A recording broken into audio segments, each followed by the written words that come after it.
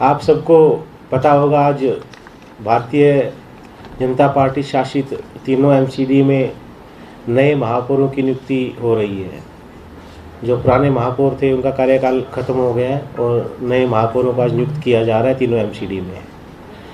पिछले 15 साल से भारतीय जनता पार्टी का शासन है। हर साल ये अपना नेतृत्व चेंज करते हैं, नया मेयर लेकर आते हैं, लेकिन 15 साल से इनकी कार्यशैली में कोई फर्क नहीं पड़ा। कार्यशैली वही है, नेतृत्व बदलता रहा हर साल, लेकिन कार्यशैली वही है। अगर फ़र्क पड़ा है तो सिर्फ इनके भ्रष्टाचार की स्पीड में, जो हर साल बढ़ता ही चला जाता है। जैसे नया चेहरा लेके आते हैं और भ्रष्टाचार बढ़ता चला जाता है।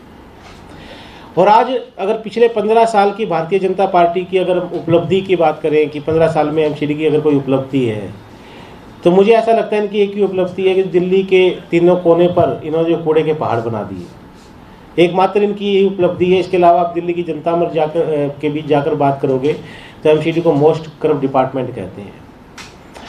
अगर मैं पिछले साल की बात करूं, जिन मेयर का इस साल कार्यकाल ख़त्म हुआ है, आज उसी पे बात करने हम यहाँ पर आए हैं, तो पिछला साल एमसीडी के बाकी सालों से मुझे लगता है भ्रष्टाचार के मामले में सबसे अव्वल रहा। भ्रष्टाचार के नए नए मामले आए, चाहे मामला हो भलसवा लैंडफिल साइट पर कूड़े के साफ करने में भ्रष्टाचार का, जहाँ पर 17 लाख की जो मशीन आती है उसका 6 लाख रुपए महीना किराया दिया गया। दवाइयों में बहुत भ्रष्टाचार हुआ। पूरी साल बच्चे अपनी किताबों के लिए तरसते रहे, उनको किताबें नहीं मिली। जो mid day meal dry ration उनको मिलना चाहिए था वो नहीं मिला। क्यों? क्योंकि भारतीय जनता पार्टी का नेतृत्व सिर्फ और सिर्फ भ्रष्टाचार में लगा रहा। खेल इन्होंने क्या किया, एक तरफ दिल्ली की जनता पर टैक्स का नया बोझ डाला, ट्रेड लाइसेंस फीस बढ़ा दी, फैक्ट्री लाइसेंस फीस बढ़ा दी, हाउस टैक्स बढ़ा दिया। दिल्ली की जनता को लूटने का कोई भी मौका इन्होंने नहीं छोड़ा। और दूसरी तरफ पार्किंग वालों के पार्किंग माफियाओं के और विज्ञापन माफियाओं के करोड़ों रुपए माफ़ कर दिए। अब उसके पीछे आप समझ सकते हैं कितना बड़ा इन्होंने घोटाला किया होगा, कितना इन्होंने कमीशन खाया होगा। तो अगर मैं बात करूँ तो पूरी किताब एक लिख सकते हैं इनके भ्रष्टाचार पे।